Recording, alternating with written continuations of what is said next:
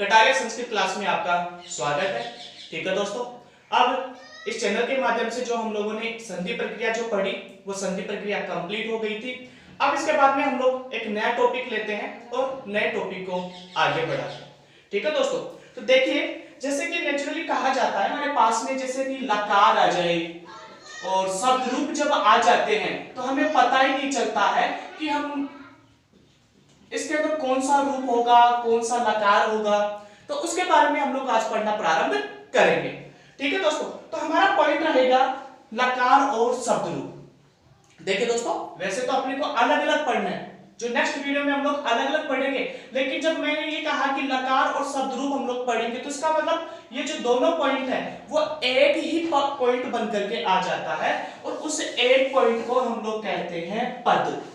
क्या कहते हैं दोस्तों? पद। अर्थात अपन यहां पे लिख लेते हैं पद संज्ञा। क्या होगी दोस्तों इसकी? पद संज्ञा। तो हमारा आज का पॉइंट है पद संज्ञा। ठीक है दोस्तों, ये जो पद संज्ञा है, देखिए दोस्तों मैं बोल रहा हूं यहां पर संज्ञा विधायक सूत्र। जैसे कि हम लोगों ने जब स्टार्टिंग किया था तो उस समय हम लोगों ने संज्ञा प्रकरण, इत संज्ञा प्रकरण, वर्णमाला ऐसे हम लोगों ने वहां पर पढ़े थे। तो उन्हीं के साथ में अर्थात वहां पर अपने को एक पॉइंट और जोड़ लेना है, पद संज्ञा। ठीक है दोस्तों, तो ये पद संज्ञा जो है, इस पद संज्ञा का सूत्र होता है सुप्तिगंतम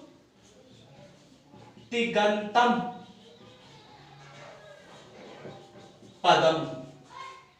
सुप्तिगंतम पदम, ये इसका सूत्र होता है। ठीक है दोस्तों, तो पद संज्ञा का सूत्र कौन सा होगा? सुप्तिगंतम पदम।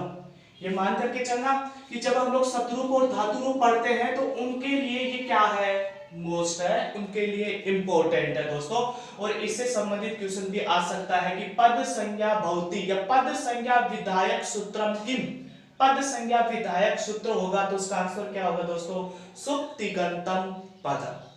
ठीक है दोस्तों, अब देखिए ये सुप्तिगंतम पदम कहते किसे हैं, अब इसके बारे में समझते हैं अपन लोग। देखिए दोस्तों, सबसे पहले सु और पै। पै भी क्या है? आधा। तो देखिए दोस्तों अपने पास में निकल करके आया सुप, और उसके अंदर देखो जब हम लोगों ने पै को हटा लिया तो क्या बच गया? ती, आधा तय और मैं, सुप्तिगंतम। ठीक है दोस्तों, तो हमारे पास में देखो एक तो पहला पॉइंट आया सु और पै, तो सुप। आगे बच गया हमारे पास में तिगंतम, तो यहां पे लिख लिया हम लोगों ने तिगंत। अर्थात सुप सुप क्या होते हैं? प्रत्यय। सुप क्या होंगे दोस्तों? एक प्रत्यय होंगे। ठीक है, तिगंत, तिगंत भी एक प्रत्यय होते हैं। तिगंत भी क्या होते हैं दोस्तों? एक प्रत्यय होते हैं। अर्थात सुप प्रत्यय को और तिगंत प्रत्यय जो होते हैं उनको ही क्या कहा जाता है? पद कहते हैं। अर्थात उनकी कौन सी संज्ञा मानी गई है? पद संज्ञा मानी गई है। ठीक है दोस्तों, अब देखिए इसको पढ़ने से पहले मैंने आपको कहा था कि लकार और शब्द रूप। अब देखिए दोस्तों हमारे पास में दो पॉइंट निकल करके आ रहे हैं, एक तो है लकार और एक निकल करके आ रहा है शब्द रूप। ये दो पॉइंट निकल करके आ रहे हैं।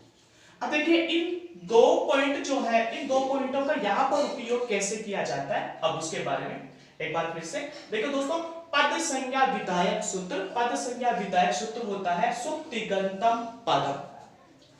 सुप और तिगंत अर्थात सुप प्रत्यय को और तिगंत प्रत्यय जो होते हैं उन्हें क्या कहते हैं? पद संज्ञा कहते हैं।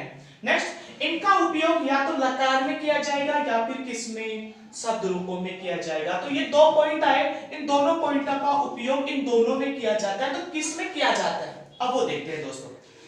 ये जो सुप प्रत्यय होते हैं, इन सुप प्रत्ययों से तो क्या बनाया जाता है दोस्तों? शब्द रूप। क्या बनाया जाता है दोस्तों? शब्द रूप बनाया जाता है। ठीक है, तो देखो शब्द रूप बनाने वाले जो प्रत्यय होते हैं उनको क्या कहते हैं? सुप प्रत्यय कहते हैं। अब देखिए दोस्तों, यानी कि सुप प्रत्यय जो होते हैं उनसे क्या बनाते हैं? शब्द रूप। अब देखो तिगंत जो प्रत्यय होंगे अब उससे क्या बनाएंगे? तो स्वाभाविक सी बात है, दो पॉइंट थे, एक हम लोगों ने ले लिया, एक अपने आप शेष रह गया। तो इसका मतलब ये हुआ कि तिगंत जो प्रत्यय होते हैं उनसे हम लोग क्या बनाते हैं? लकार बनाते हैं। यानी कि अपन कह सकते हैं जो धातु रूप चलते हैं हमारे पास में, उन धातु रूपों का यहाँ पर प्रयोग किया जाता है। यहाँ पे देख लेते हैं अपन लोग धातु रूप। उनसे क्या बनाए जाते हैं दोस्तों, धातु रूप बनाए जाते हैं। अब देखिए दोस्तों, सुप प्रत्यय जो होते हैं, इन सुप प्रत्ययों को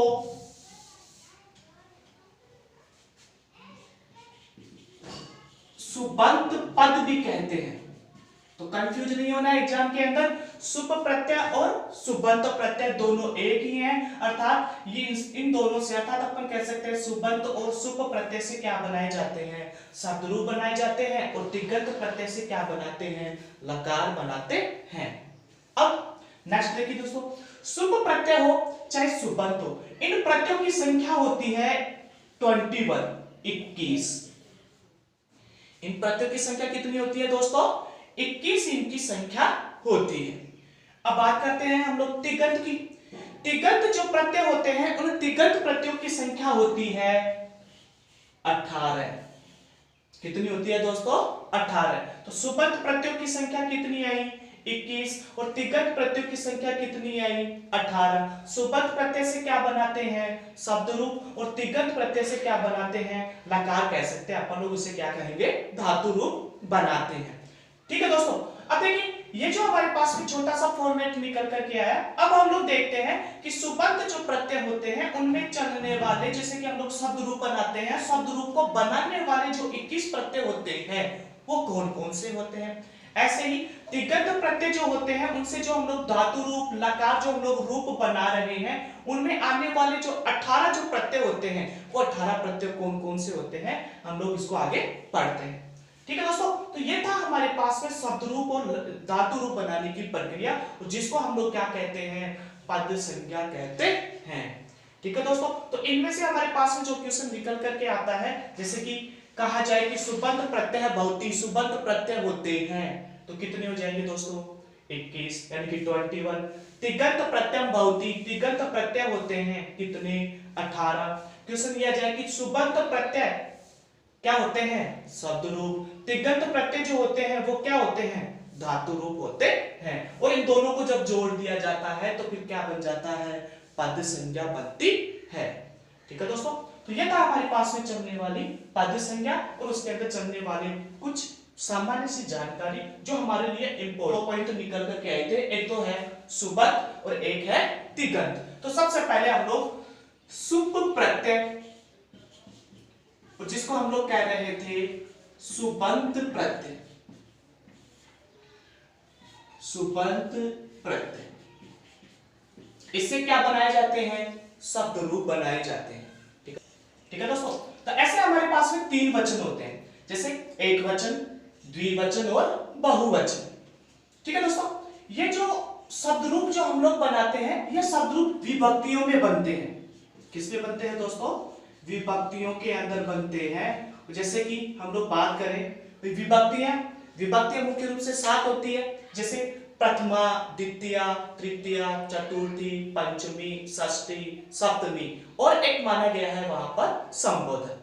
ठीक है दोस्तों, तो ऐसे हमारे पास में ये 7 विभक्तियां होती है, और एक संबोधन चिन्ह होता है, वो हम लोग अभी अंत में लिखेंगे, पहले ही शब्द लिखने के बाद में, ताकि उनके सामने अच्छे से लिख सके। तो देखिए दोस्तों, ये थे हमारे पास में सुप प्रत्यय, और सुप प्रत्यय जो थे उन प्रत्ययों की संख्या कितनी निकल करके आई थी दोस्तों, 21 निकल करके आई थी, यानी कि 21 निकल करके आई थी। ठीक है दोस्तों, अब वो 21 प्रत्यय कौन कौन से होते हैं, अब उनके बारे में। जैसे पहला सु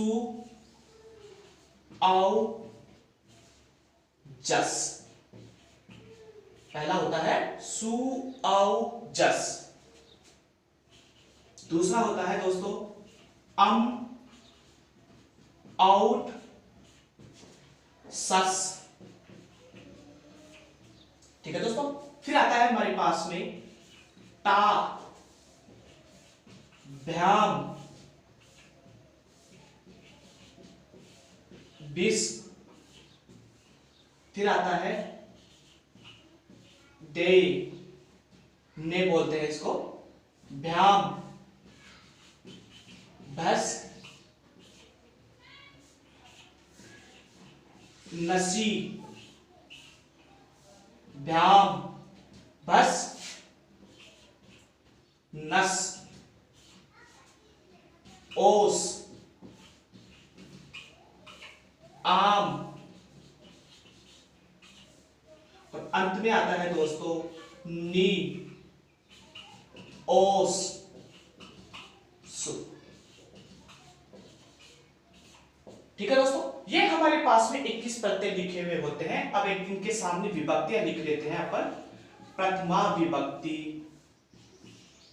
द्वितीया, तृतीया, चतुर्थी,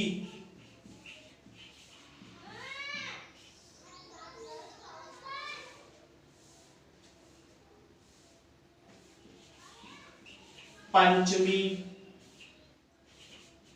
षष्ठी और सप्तमी।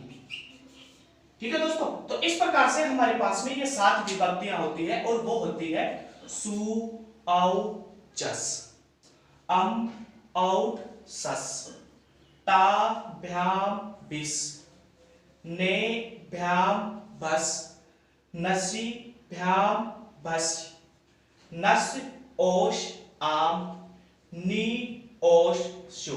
इस प्रकार से हमारे पास में दोस्तों ये सुप प्रत्यय और सुप प्रत्यय कितने निकल करके आते हैं दोस्तों?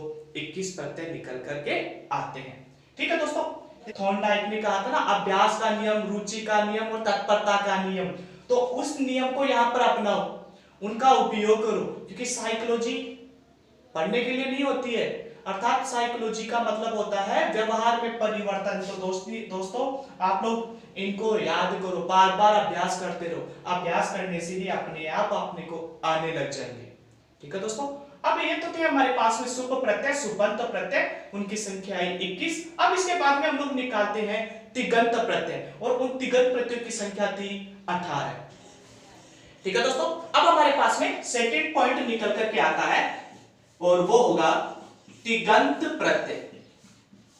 तिगंत प्रत्यय, और इन तिगंत प्रत्यय से हम लोग क्या बना रहे थे दोस्तों? धातु रूप बना रहे थे। और ये जो प्रत्यय थे, इन प्रत्ययों की संख्या थी 18, क्योंकि 21 सुप प्रत्यय या सुबंत प्रत्यय और तिगंत प्रत्यय की संख्या होती है 18। देखिए दोस्तों, जब हम कभी भी धातु रूप बनाते हैं तो हमारे 2 भागों में विभक्त हो जाते हैं। तिगंत प्रत्यय जो होते हैं उनके यानी कि अपन कह सकते हैं कि धातुएं 2 हो जाती है, 2 प्रकार की होती है। एक तो होती है परस्मैय पद और एक होती है आत्मनेय पद। तो ठीक है दोस्तों, तो हमारे पास में 2 पॉइंट निकल करके आते हैं अर्थात धातु रूप बनाने के, और वो होता है पहला तो परस्मैय पद, परस्मैय पद धातु। ठीक है दोस्तों, और सेकंड निकल करके आती है हमारे पास में आत्मनेय पद धातु। ऐसे दोस्तों हमारे पास में 2 पॉइंट नए निकल करके आते हैं। ठीक है दोस्तों, अब देखो प्रत्ययों की संख्या कितनी थी? 18।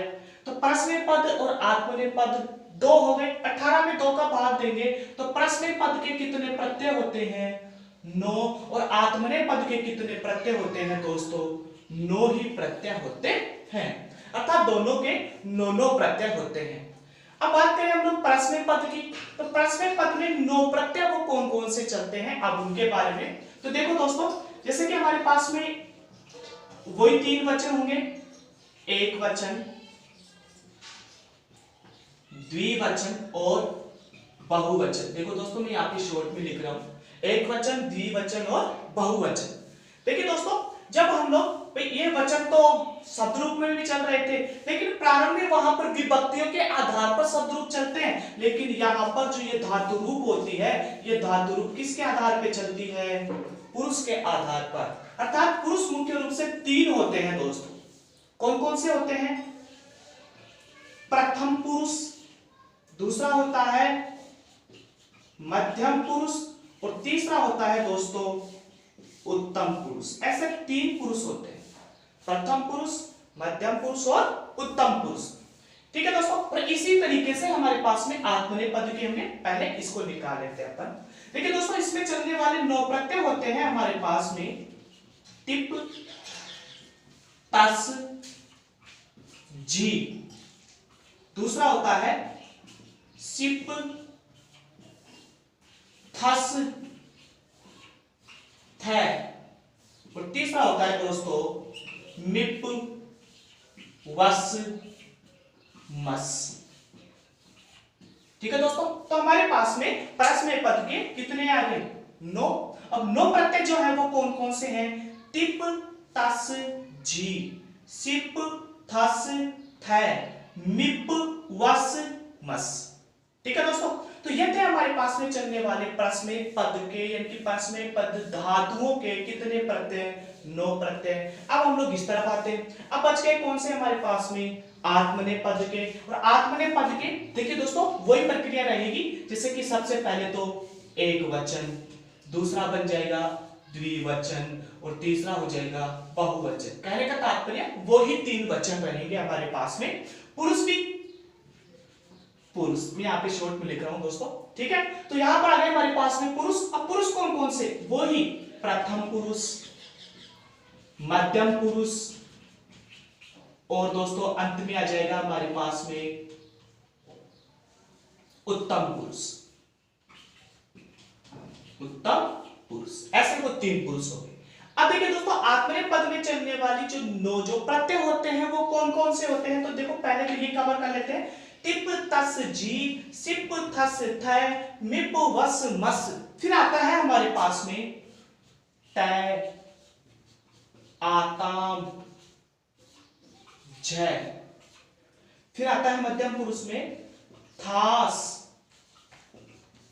आथाम, ध्वम, इट, वहिंग और मैहिंग। ठीक है दोस्तों, तो ये थे हमारे पास में चलने वाले आत्मनेय पद के 9 प्रत्यय। ठीक है दोस्तों, आप जब कभी भी कोई भी बुक पढ़ोगे और कुछ पढ़ोगे तो आपको यहां पर आकर के कुछ प्रॉब्लम खड़ी हो सकती है। तो वहां पर जैसे कि कोई भी गाइड पढ़ोगे, कुछ भी पढ़ोगे, तो वहां पर आपको इट शब्द भी लिखा हुआ मिल सकता है दोस्तों। वहां पर वही और मही शब्द भी लिखा हुआ मिल सकता है। तो आपको कंफ्यूज नहीं होना है, क्योंकि मैंने आपको पहले क्लियर कर दिया था। क्योंकि लास्ट में क्या आ रहा है? टै। टै के अंदर हलंत वर्ण अर्थात टै की क्या हो जाएगी? इत संज्ञा हो जाएगी। तो फिर क्या शेष रह जाएगा हमारे पास में? ई मात्र ही शेष रहता है। तो इसमें भी देखो देखो वहिंग है अर्थात व्यंजन वर्ण है, हलंत है, तो इसकी इत संज्ञा कर दी गई। तो बुक के अंदर क्या लिखा हुआ मिल सकता है? वही शब्द लिखा हुआ मिल सकता है। इसमें भी इस की इत संज्ञा की गई है, तो शब्द क्या लिखा हुआ मिल सकता है? मही शब्द लिखा हुआ मिल सकता है। ठीक है दोस्तों, तो ये थे हमारे पास में पद संज्ञा। और पद संज्ञा के अंदर 2 पॉइंट निकले, सुबंत और तिगंत। सुबंत प्रत्ययों की संख्या आई थी 21 और तिगंत प्रत्ययों की संख्या निकल करके आई 18। अर्थात यही सिस्टम है जो हम लोगों के शब्द रूप और धातु रूप को बनाते हैं, कि इनके माध्यम से ही हम लोग सब कुछ बनाना सीख सकते हैं, शब्द रूप भी और धातु रूप भी। लेकिन सबसे पहले इंपॉर्टेंट चीज, पहले इनको याद करना प्रारंभ करेंगे अपन लोग, और इसके बाद में ही हम लोग अपना नेक्स्ट पॉइंट स्टार्ट करेंगे। ठीक है दोस्तों, तो यह थे हमारे पास में एक सामान्य सी जानकारी अर्थात पद संज्ञा। अब इसके बाद में नेक्स्ट वीडियो के अंतर्गत हम लोग धातु रूप पढ़ेंगे, फिर उसके बाद में अपन लोग शब्द रूप पढ़ेंगे। यदि ये चैनल आप लोगों को पसंद आया हो तो आप इस चैनल को लाइक करें, शेयर करें और सब्सक्राइब करें। धन्यवाद दोस्तों।